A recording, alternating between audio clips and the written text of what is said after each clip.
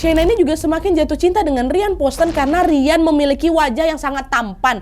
Terus pekerjaannya juga mentereng kali ya kan. Gak mengecewakan lah pada saat ketemu tuh. Wah udahlah kaya, kerjaannya bagus, ganteng. Siapa yang gak tergila-gila sama siapa nih, sama si Ryan Poston nih. Hai, wassalamualaikum warahmatullahi wabarakatuh. Terima kasih sudah klik video ini. Oke, jadi di malam minggu ini seperti biasa aku akan menceritakan sebuah kisah kriminal, yaitu tentang kasus penghilangan nyawa yang terjadi pada tahun 2012 lalu di Kentucky, Amerika Serikat. Peristiwa mengenaskan ini menimpa seorang pria yang berprofesi sebagai pengacara bernama Ryan Poston, dimana pada suatu malam Ryan Poston ini ditemukan tewas ditembak oleh seseorang. Nah, katanya dia ini menembak si Ryan dengan maksud untuk membela diri, Ryan nyerang dia duluan. Tapi setelah melakukan penyelidikan, polisi menemukan sederet fakta di mana ternyata penghilangan nyawa Ryan ini dilakukan bukan untuk membela diri, melainkan memang sudah direncanakan. Dan lebih mirisnya lagi, terduga pelaku ini adalah seseorang yang sangat-sangat dekat dengan Ryan Poston. Siapakah dia dan apakah motifnya? Jadi tanpa berlama-lama kita langsung masuk aja ke ceritanya ya. Check it out.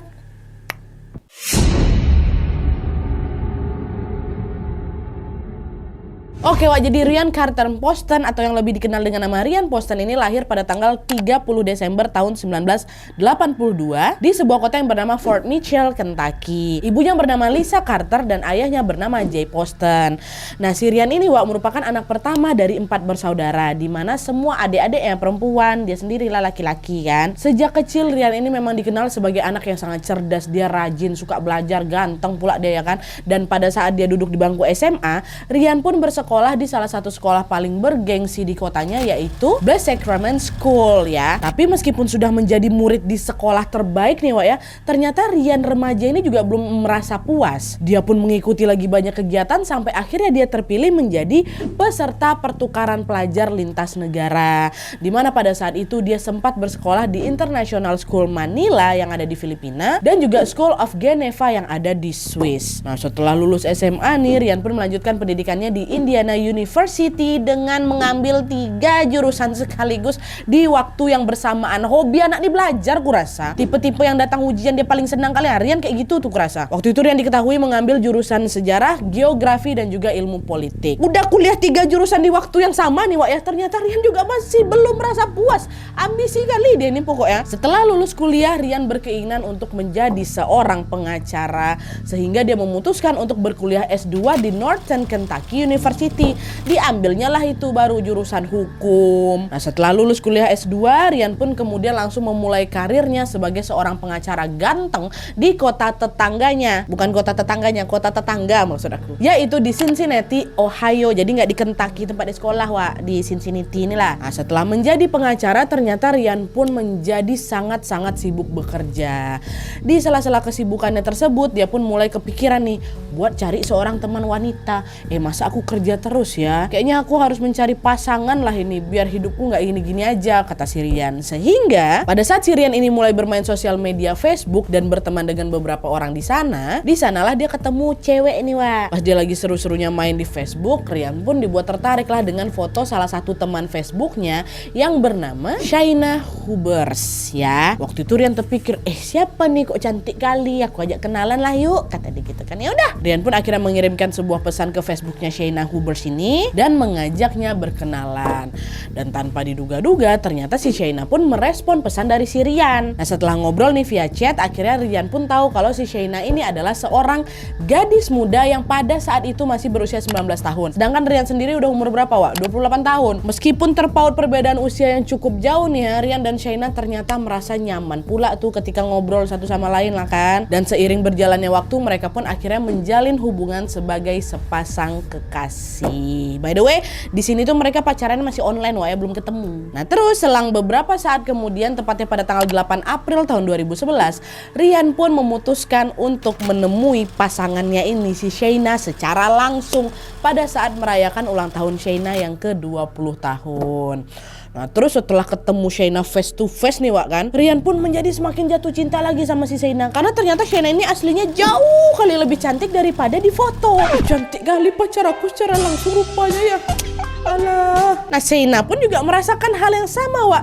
Shaina ini juga semakin jatuh cinta dengan Ryan Poston karena Ryan memiliki wajah yang sangat tampan. Terus pekerjaannya juga mentereng kali ya kan. Gak mengecewakan lah pada saat ketemu tuh. Wah, udahlah kaya, kerjaannya bagus, ganteng pula. Siapa yang gak tergila-gila sama siapa nih, sama si Ryan Poston nih. Ada tuh sejak pertemuan pertama mereka ini, Wak, Ryan dan Shaina pun menjadi lebih intens lagi untuk bertemu secara langsung. Nah, meskipun demikian, mereka memang gak bisa setiap hari ketemu, Wak, karena kan Ryan ini harus bekerja di luar kota kan, di Cincinnati, Ohio tadi kan, sedangkan si Shaina tetap harus menjalani perkuliahannya di University of Kentucky. Dan waktu tempuh dari Cincinnati menuju ke Kentucky itu kurang lebih 1 jam 30 menit lah, Wak. Jadi lumayan jauh. Makanya mereka cuma ketemu pas weekend aja ya. Nah, meskipun terpisah oleh jarak, Wak, mereka pun menjalani hubungan tersebut dengan harmonis dan juga bahagia. Tapi di tengah kebahagiaan pasangan yang lagi di mabuk asmara ini, pada suatu hari terjadilah sebuah peristiwa tragis yang menimpa Ryan Poston. Apa itu? Masuk yuk.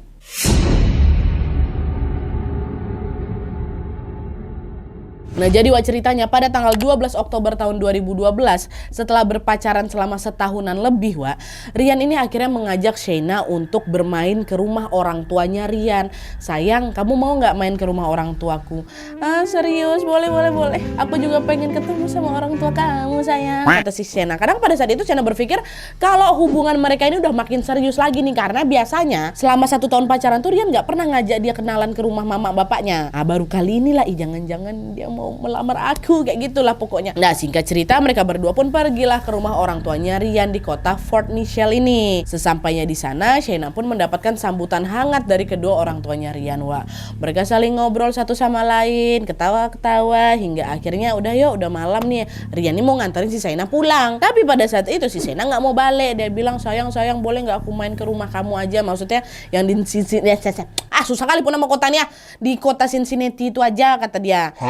Kok ke situ? Maksudnya si Shaina ini dia mau balik ke flatnya si Ryan yang ada di Cincinnati itu, Wak. Boleh nggak aku main di rumah kamu aja? Aku nggak mau pulang, katanya. Aku masih mau bareng-bareng sama kamu, kata dia gitu kan. Oh ya udahlah, boleh kalau kayak gitu. Nah, itu nggak balik ke rumahnya si Shaina, ke rumahnya si siapa? Ryan. Dan mereka berdua pun akhirnya mengendarai mobil menuju ke kota Cincinnati ini, tempat si Ryan tinggal.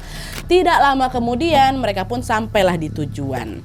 Nah, sampai sini semua yang mana-mana aja, Wak. Ryan dan juga Shaina masih bersikap mesra seperti biasanya. Tapi beberapa jam kemudian situasi yang awalnya nyaman dan tenang ini berubah mencekam. Entah apa penyebabnya, Wak, tapi yang jelas pada saat itu Shaina dan Ryan ini terlibat dalam sebuah pertengkaran fisik yang sangat ekstrim lah gitu, dimana Ryan ini berusaha untuk melukai Shaina. Dan gak cuman itu aja, Wak, Ryan ini juga berkeinginan untuk menembak si Shaina dengan pistol punya dia. Nah, tapi sebelum Ryan ini berhasil menarik pelatuk pistol tersebut, Shaina dengan cepat langsung merebut pistol itu dan justru berbalik menembak ke arah Ryan agar Ryan berhenti menyakiti si Shaina. Nah, akibat kejadian itu Ryan langsung roboh lah, baru ditembak bersimbah darah lah dia itu kan di lantai itu. Nah, melihat Ryan dalam kondisi yang tidak berdaya, Shaina pun langsung nelpon 911. Bapak tolong segera ke sini, pacar saya dalam kondisi mengenaskan, dia terluka parah, Pak, katanya. Terluka parah gimana nih, kok bisa, kata polisi kan. Pak, kami ini baru aja berantem, Pak. Terus aku nembak pacar aku, gegara dia bentur-bentur badan aku ke lemari seolah-olah dia mau membunuhku, Pak, katanya kan. Bunuh gimana nih maksud kamu? Sambil terus menangis si Shaina ini bilang, pas kita berantem tadi, Pak, pacar aku ngambil pistol terus diarahinnya lah ke aku. Untung aku bisa ngerebut pistol itu, Pak. Terus gimana sekarang kondisi pacar kamu, kata polisi kan. Kayaknya dia masih hidup lah, Pak. Bapak cek sendirilah, soalnya saya takut, kata si Shaina. Nah, setelah mendengar laporan tersebut, petugas 911 bersama dengan polisi pun langsung berangkat ke TKP, yaitu ke rumahnya si Ryan. Sesampainya di sana, Wak, mereka sudah mendapati bahwa Ryan sudah dalam kondisi meninggal dunia. Polisi pun dengan cepat langsung membawa jasad Ryan untuk diotopsi, sekaligus juga membawa Shaina ke kantor polisi untuk diinterogasi lebih lanjut, ya kan?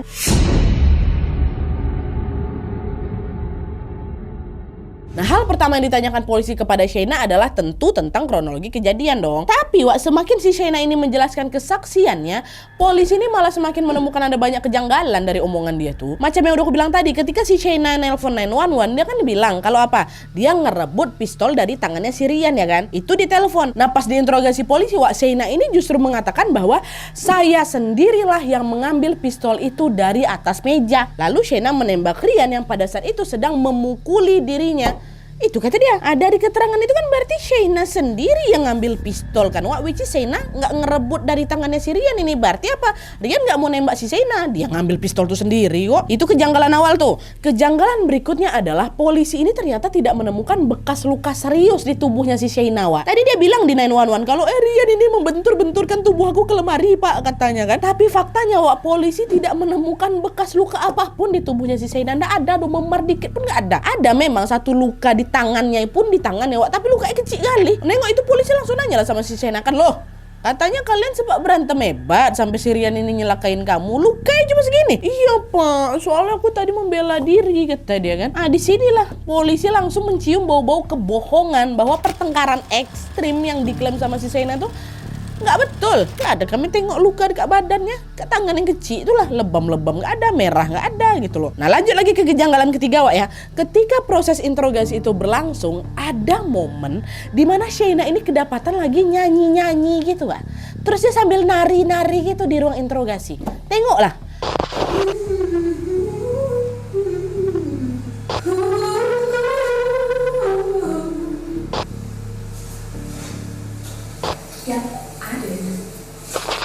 Gimana kalau kalian nengok itu? Kalian aja heran ya kan, apalagi polisi langsung nanya-nanya lah dia. Kok bisa orang ini habis nembak pacarnya sampai meninggal loh. Kok malah habis tuh kau nyanyi-nyanyi nari-nari? Dan yang lebih mengherankan lagi, Shaina pun terlihat tidak merasa bersalah ataupun menyesal.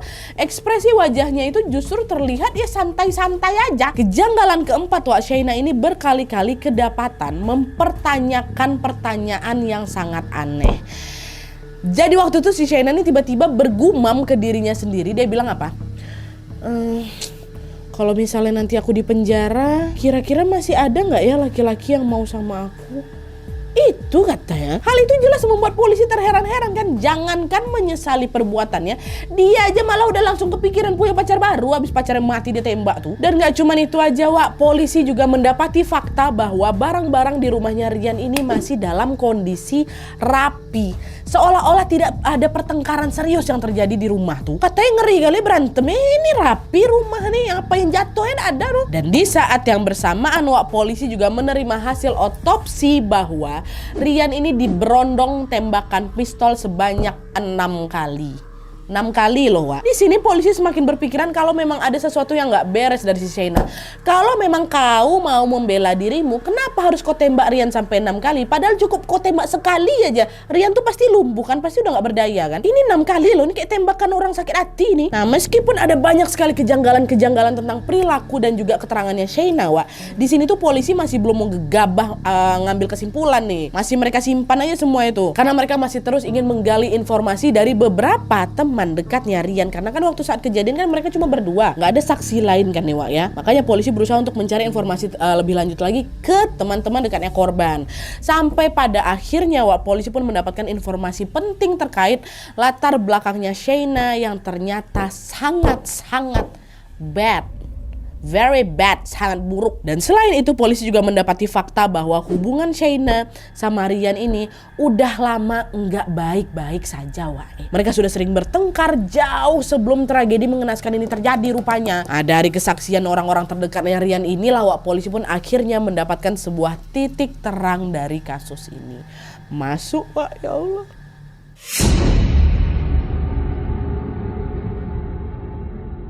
Nah jadi setelah melakukan penyelidikan mendalam terhadap Shaina Hubers, polisi pun akhirnya mengetahui bahwa Shaina ini merupakan seorang wanita yang cemburuan. Dia kasar dan juga dia obsesif. Dia sering melarang-larang aktivitas Rian dan juga sering cemburu tanpa sebab kepada Rian Nah akibat perilakunya itu Rian lama-lama jadi risih, jadi nggak betah sama si Shaina. Akhirnya Rian pun bermaksud untuk mengakhiri hubungan mereka. Mau diputusinnya si Shaina, tapi si Shaina selalu nolak kalau diputusin. Shaina nih terus datang ke ke rumahnya si Rian dan merayu Rian agar mereka tetap bisa bersama. Awalnya Rian masih luluh-luluh aja Wak dengan bujuk rayunya Shaina. Tapi lagi-lagi Shaina masih saja mengulangi kesalahan yang sama sehingga buat si Rian ini makin gak nyaman lagi. Dan untuk kesekian kalinya Rian ini berusaha lagi mencoba untuk mutusin si Shaina kan. Shaina, maaf ya, aku tuh betulan udah gak bisa lagi pacaran sama kamu. Kamu tuh gak berubah-berubah. Aku udah berusaha ngasih kamu kesempatan berkali-kali tapi kayak gini juga kamu. Kamu cari aja lah laki-laki lain yang memang bisa ngerti kamu lah. Aku udah gak nyaman sama semua perilaku kamu tuh. Tolonglah ya, putus kita ya, kata Rian. Nah, mendengar perkataan Rian, Shaina justru makin keras lagi mempertahankan hubungan mereka. Nggak mau aku.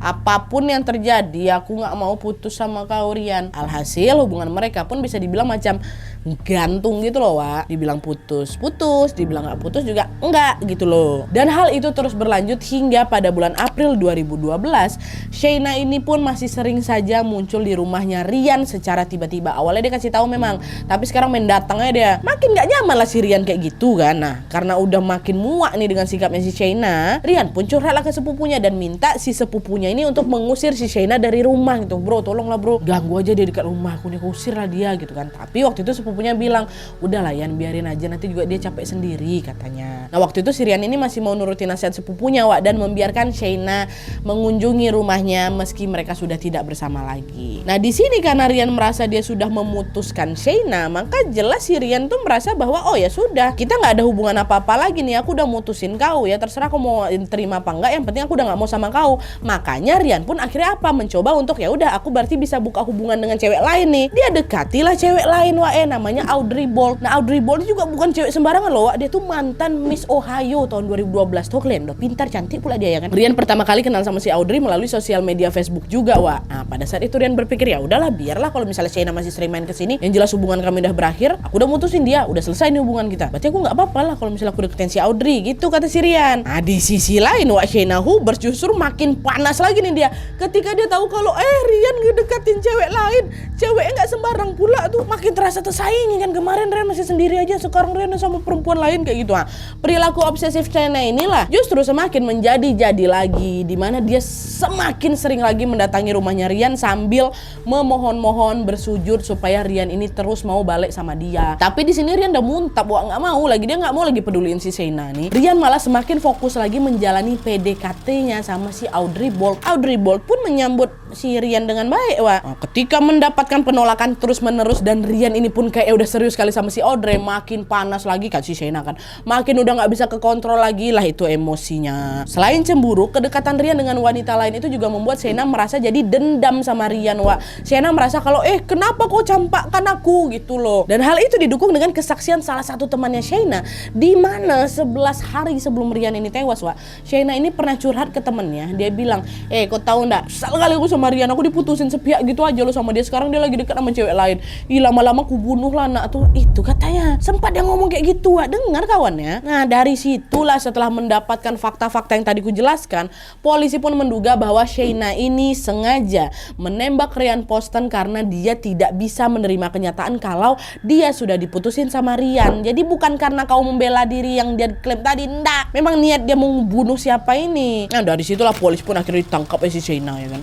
Tapi di sini polisi belum secara resmi menetapkan Shaina sebagai tersangka Wak. Alhasil, Shaina pun dipenjara sementara di Campbell County sambil menunggu persidangan pertamanya digelar. Jadi dia ini macam jadi tahanan sementara gitulah waktu itu.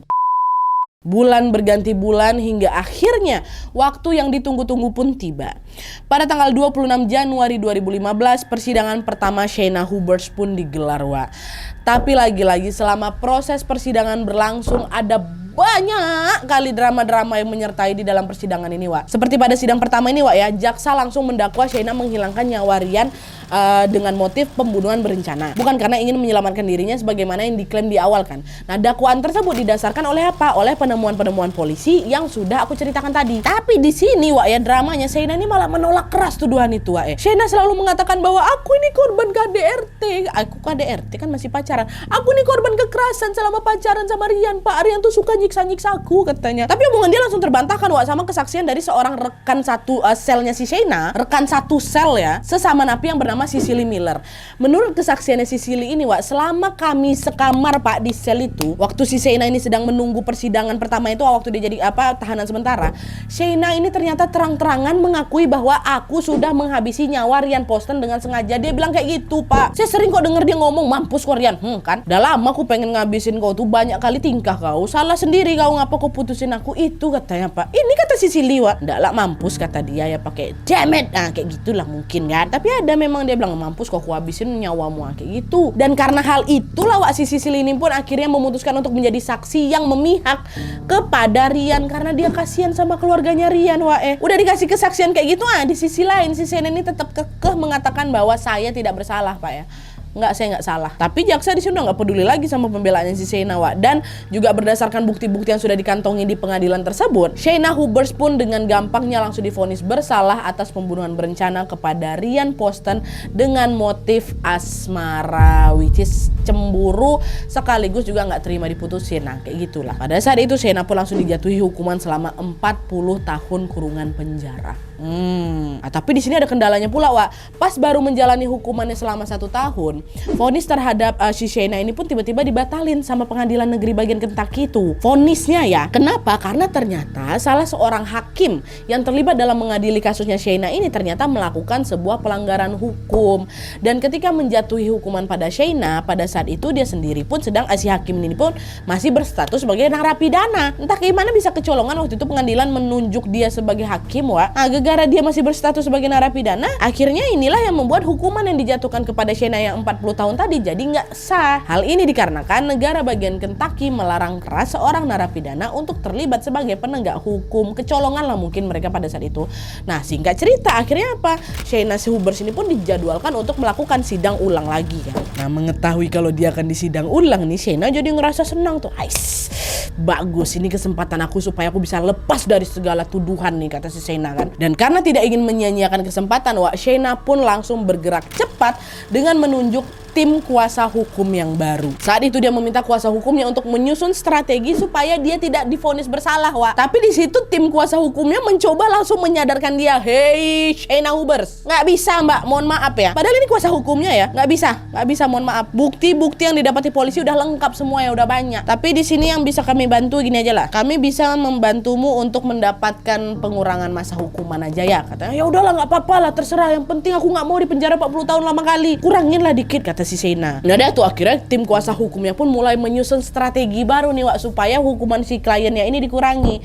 Dan kalian tahu, ketika persidangan keduanya digelar tepatnya pada tanggal 18 Oktober tahun 2018, kuasa hukum Shayna menjadikan isu kesehatan mental yang konon katanya diderita oleh Shayna Hubers sebagai bentuk pembelaan baru. Pada saat itu mereka tidak lagi bilang kalau Shayna ini menghilangkan nyawanya si Ryan untuk membela diri lagi, udah nggak pakai lagi, udah nggak macam yang dipakai di sidang pertama lah. Di situ mereka justru bilang apa? Shayna ini tidak bisa mengontrol emosinya karena dia menderita sebuah penyakit mental bernama PTSD gitu, Post Traumatic Stress Disorder. Hal itulah Pak yang membuat klien saya ini tidak sengaja membunuh Ryan. Dan penyakit itu juga diderita sama klien saya karena dulu klien saya ini menjadi korban pelecehan seksual Pak, jauh sebelum dia bertemu sama Ryan Poston. Kasihani dia lah Pak Hakim. Dengar pembelaan kayak gitu, banyak pihak yang langsung nyaksikan kebenaran itu. Tipu kau. Kalau memang iya ngapa nggak dari awal aja kau pakai pembelaan itu ya kan? Sekarang baru kau sibuk-sibuk ngaku kalau kau kena kesehatan mental.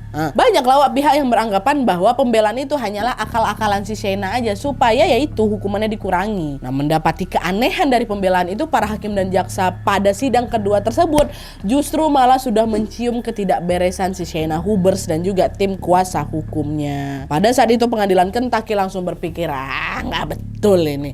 Nah, apa kok tiba-tiba ganti pembelaan? Bohong Glenn sama kami ya gitu kan. Alhasil apa Wak? Pengadilan Kentucky pun memutuskan untuk tidak meringankan hukuman Shayna sebagaimana yang dia harapkan.